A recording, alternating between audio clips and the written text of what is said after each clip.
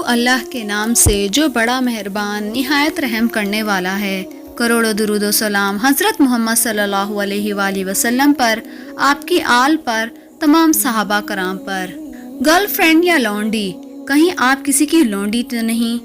آئیے جانتے ہیں کہ کیسے ایک عورت کو لونڈی بنایا جاتا ہے۔ رسول صلی اللہ علیہ وآلہ وسلم سے قبل زمانے قدیم میں عورت کے دو سٹیٹس چلے آ رہے تھے۔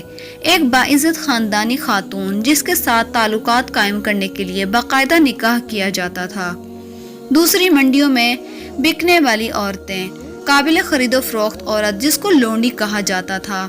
لونڈی کا سٹیٹس یہ تھا کہ جو بھی اس کا ریٹ لگا کر اس کو خرید لیتا وہ اس کی ہوتی، اس کے ساتھ اس کا مالک بغیر نکاح کے تعلقات قائم کر سکتا تھا، اسے تقریباً قانونی حیثیت حاصل تھی۔ اسلام نے غلامی کے تصرف کی حوصلہ شکنی کی اور غلاموں اور لونڈی کو آزاد کروا دیا، لیکن آج پھر بھی کچھ لڑکیاں اپنے آپ کو باعزت اور خاندانی اور نکاح کے ذریعے گھر کی مالکن کے مرتبے سے گھرا کر وہی لونڈی کے درجے پر لے آئی ہیں۔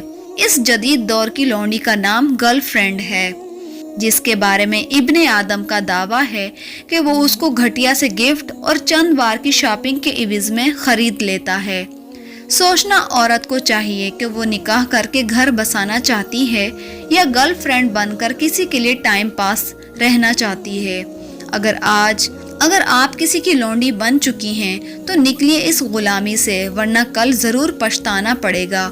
اور یہ بات آپ لکھ کے رکھ لیں، جو آپ کو گرل فرینڈ بنانا چاہتے ہیں وہ شادی نہیں کریں گے، اگر وہ کرے گا بھی تو نبھائے گا نہیں۔ اگر وہ آپ کو اپنی زندگی میں شامل کر لے گا تو وہ عزت نہیں دے گا، اگر وہ آپ کو اپنے ساتھ رکھے گا بھی تو صحیح، تب بھی آپ کی زندگی ویسی نہیں گزرے گی جیسے کہ ایک باعزت گھر کی عورت نکاح کے بعد اپنے شوہر کے ساتھ زندگی گزارتی ہے۔ اس کی باقی وجوہات پھر انشاءاللہ آپ سے ذکر کریں گے۔ امید ہے کہ آپ کو یہ چھوٹی سی ویڈیو پسند آئی ہوگی، اس لیے کسی کی گرل فرینڈ یا لونڈی بننے کے بجائے کسی کی باعزت دار بیوی، بہن یا بیٹی یا ماں بنے۔ جزاک اللہ۔